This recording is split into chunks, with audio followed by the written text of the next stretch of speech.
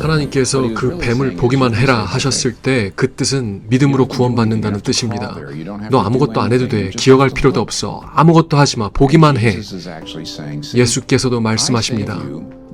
내가 너를 구원하는 것은 너가 뭘 해서가 아니야. 믿음으로 날 보기만 해.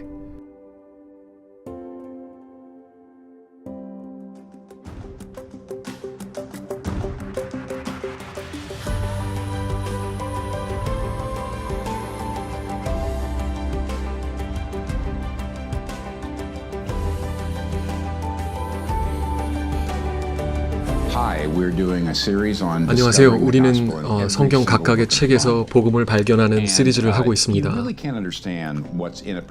성경의 그 각각 책을 이해하려면 물론 그리스도인으로 여러분이 성경을 규칙적으로 통독하고 계시길 바라는데 그 성경의 그 책의 내용을 알려면 먼저 그 책의 내용이 어떻게 전체 성경에 끼워 맞춰지는지를 봐야 합니다. 그래서 우리는 매번 이 책의 주제가 무엇인지, 그리고 이 책이 어떻게 성경 이야기의 흐름을 전진시키는지, 그리고 어떻게 은혜의 복음을 드러내고 그 다음에 예수를 어떻게 가르치는지를 보는 것입니다. 오늘은 민수기를 시작하겠습니다. 민수기는 뭡니까?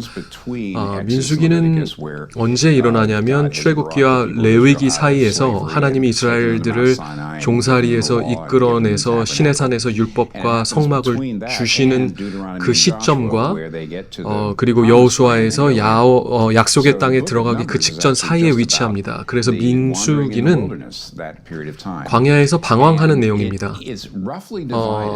그래서 대략 두 부분으로 나뉘는데 1장과 26장까지는 첫 세대가 광야에서 죽어서 사라지는 내용이고 27장과 36장은 두 번째 세대가 성숙해 가면서 실제 땅으로 들어가는 것입니다.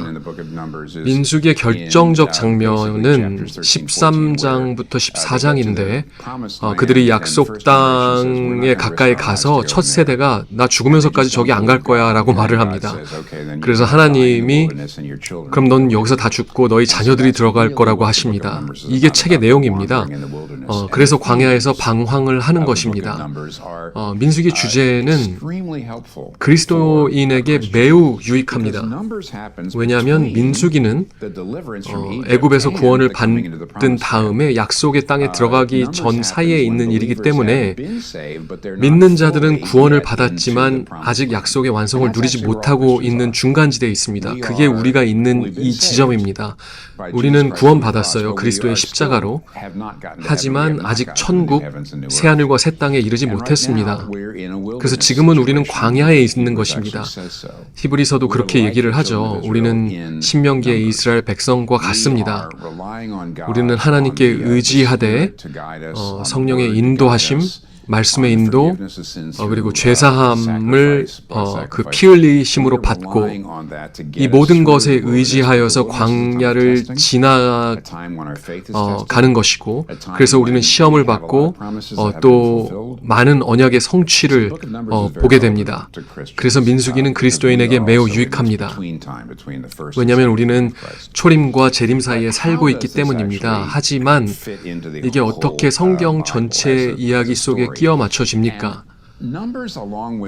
민수기는 앞으로 보겠지만 신명기, 여호수아, 사사기처럼 이 줄거리가 창세기 12장의 아브라함의 언약을 따라갑니다. 창세기 12장에서 아브라함은 세 가지 언약을 받습니다. 너의 가족이 큰 민족을 이룰 거고, 이 땅을 기업으로 받을 거고, 그리고 열방에 대한 복의 통로가 될 거야 라고 말씀하십니다. 출애굽기에서는 실제로 하나님이 이 이스라엘을 큰 민족으로 만드신 걸 봅니다. 하지만 아직 남은 약속 두 가지는 약속된 땅에 들어갈 것인가, 그리고 만약 들어가면 열방의 복이 될 것인가입니다. 그래서 솔직히 민수기는 좀 무서운 책입니다. 왜냐하면은 출애굽기 12장 약속을 만약에 안다면 민수기를 보면서 정말 이 약속이 성취될까, 정말 저들이 그 땅에 들어갈까, 이런 의문을 계속하게 됩니다. 왜냐면 자꾸 오락가락 하거든요. 민수기 첫 부분은 매우 어둡고 뒤로 갈수록 약간 희망이 보이기는 하는데 민수기는 정말 도착할까라는 질문으로 가득 차 있고 이게 전체 이야기를 전진시키는 내용입니다. 어떻게 은혜의 복음을 얘기합니까? 은혜의 복음이 뭡니까? 우리는 그리스도로 구원받습니다. 우리의 선행이 아니라 우리는 은혜로 구원받습니다. 변화된 삶이 아니라. 하지만 구원의 은혜는 반드시 삶을 변화시킵니다. 다시 말할까요? 우리는 그리스도로 구원받고 우리 행위가 아니라 우리는 은혜로 구원받습니다. 변화된 삶이 아니고 하지만 은혜는 반드시 삶을 변화시킵니다. 이걸 어떻게 민수기가 보여줍니까? 여러 방법이 있는데 민수기 1장부터 10장을 보면 강조되는 내용이 하나님이 이스라엘 백성들을 율법을 순종하라고 요구하시지만 저들이 절대 그렇게 못합니다. 순종이 불가능하기 때문에 계속해서 제사가 필요합니다. 성막의 피의 제사가 필요합니다. 죄사함을 위해서. 그래서 처음부터 민수기가 얘기하는 거는 너는 구원받지 못해. 너는 선행으로 약속의 땅에 들어가지 못해. 오직 하나님의 은혜와 속죄만으로 약속의 땅을 밟는다는 것입니다. 두 번째는 하나님은 반복해서 저주를 축복으로 바꾸십니다. 발람 이야기가 그렇습니다. 매우 흥미로운 이야기인데 발람은 이방 종교의 예언자 같은 사람이었는데 이방 왕이 발람을 시켜서 이스라엘을 저주하려고 하는데 결국에는 이스라엘을 향한 축복으로 바뀝니다. 이건 앞으로 일어날 엄청난 복이 곧 예수 그리스도로 인해서 올 것에 대한 것을 그 구원을 예시하는 것입니다.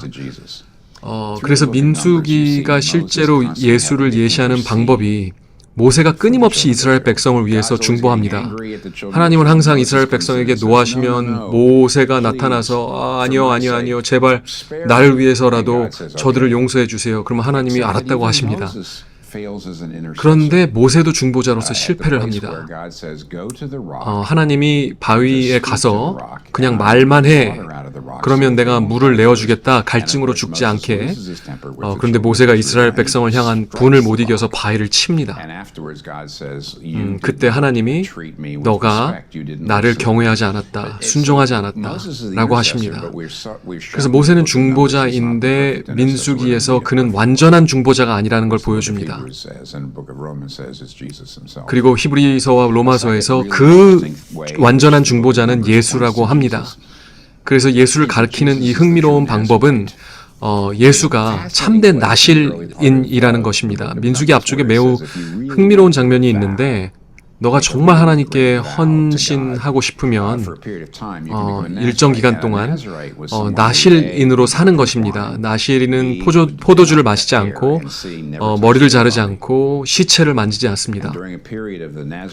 그래서 나실인 서원 기간 동안에 이 세 가지를 지키면서 하나님께 자신에 대한 헌신을 표현하는 것입니다.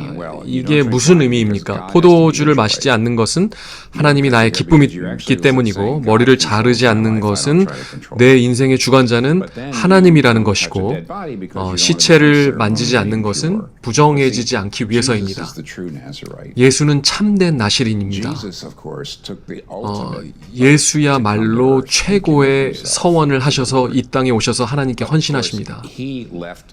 물론 그는 영원한 기쁨을 뒤로 하셔서 이 땅에 오셨고 둘째로 자기의 모든 권리를 포기하셔서 종이 되어 십자가에 가셨고 하지만 더 위대한 건 예수는 죽은 자를 만지지만 부정해지지 않습니다. 오히려 죽은 자에게 생명을 주십니다. 그는 참된 나실인입니다. 마지막으로 예수님이 직접 민수기를 언급하시는데 이스라엘 백성이 범죄해서 하나님이 저주를 내리시면서 불뱀들을 보내십니다. 이스라엘 백성 장막에 불뱀이 와서 사람들이 물면서 죽어가는데 백성들이 하나님에게 우리를 구해달라고 부르짖으니까 하나님이 모세에게 노뱀을 장대에 달아서 쳐다보라고 합니다. 저들이 그걸 보니까 치료를 받습니다. 예수 자신께서 그게 자신이라고 가르치십니다. 요한복음 3장에 그 놋뱀이 장대에 들리고 바라보기만 했던 것처럼 내가 들리리라. 그리고 내가 너를 구원하리라 하십니다. 왜 그럴 수 있습니까? 하나님이 뱀을 보라고 하셨을 때 그 뜻은 너는 믿음으로 구원을 받는다는 것입니다. 너 아무것도 안 해도 돼. 너 거기 기어갈 필요도 없어. 너 아무것도 안 해도 돼. 보기만 해. 예수께서도 말씀하십니다. 내가 너를 구원하는데 너가 뭘 해서가 아니고 믿음으로 날 보기만 하면 돼. 여러분도 아시겠지만은 유명한 침례교 설교자 찰스 스퍼전이 어떻게 예수를 믿었냐면 조그만 예배당에 갔었는데 그때 학력도 별로 없는 분이 설교를 하고 있었습니다. 제 기억으로는 눈이 많이 와서 원래 설교자가 못 왔었는데 그래서 이 설교자가 설교를 하면서 이사야 45장을 열어서 내게로 돌이켜 구원을 얻으라는 말씀을 읽었습니다. 스펄전이 회중에서 듣고 있었는데 이 설교자가 보세요. 이건 매우 쉬운 글입니다. 보세요. 구원받고 싶으면 그냥 보세요. 네 다리나 손가락을 움직이라고 한 게 아니라 그냥 보라고 했습니다. 사람이 대학을 졸업 안 해도 볼 수 있습니다. 당신이 똑똑하지 않아도 볼 수는 있지 않습니까? 돈을 많이 벌지 못해도 볼 수는 있습니다. 아무나 어린애도 볼 수 있습니다. 여기 그렇게 쓰여 있잖아요. 나를 보라고. 그리고 이 설교자가 말하길 여러분은 자기 자신을 보고 있습니다. 거길 보면 절대 평안을 찾을 수 없습니다.